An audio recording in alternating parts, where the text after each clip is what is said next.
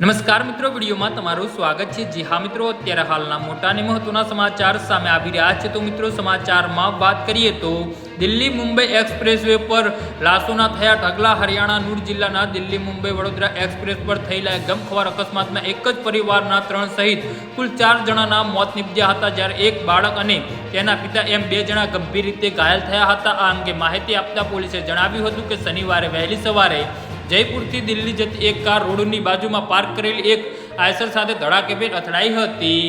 આ ટક્કર એટલી જોરદાર હતી કે કારમાં સવાર 6 પૈકી 4 જણાના ઘટના સ્થળે જ મોત નીપજ્યા હતા। અકસ્માત થતાં આઈસરનો ચાલક ઘટના સ્થળેથી ભાગી ગયો હતો। હાઈવે પર વાહન પાર્ક કરવાની મંજૂરી ન હોવાના કાયદાના પગલે પોલીસે આઈસરના ડ્રાઈવર યુસુફ વિરુદ્ધ ફરિયાદ દાખલ કરી છે। અકસ્માતની જાણ થતાં જ પોલીસ અને સ્થાનિક તંત્ર ઘટના સ્થળે પહોંચી બચાવ કામગીરી આરંભી દીધી છે। પોલીસ અને ઇજાગ્રસ્તોને નજીકની હોસ્પિટલમાં સારવાર માટે ખસેડાયા છે। હોસ્પિટલના સૂત્રોના જણાવ્યા અનુસાર પિતાની હાલત સ્થિર છે, જ્યારે પુત્રની સ્થિતિ ગંભીર હોવાથી તેને વધુ સારવાર માટે દિલ્હીની હોસ્પિટલમાં લઈ જવાયો છે। જી હા મિત્રો, તો આના વિશે તમારું શું કહેવું છે તો નીચે અમારી કમેન્ટ બોક્સમાં જરૂરથી જણાવજો અને અમારી યુટ્યુબ ચેનલને સબસ્ક્રાઈબ કરવાની ભૂલતા નહીં। ધન્યવાદ।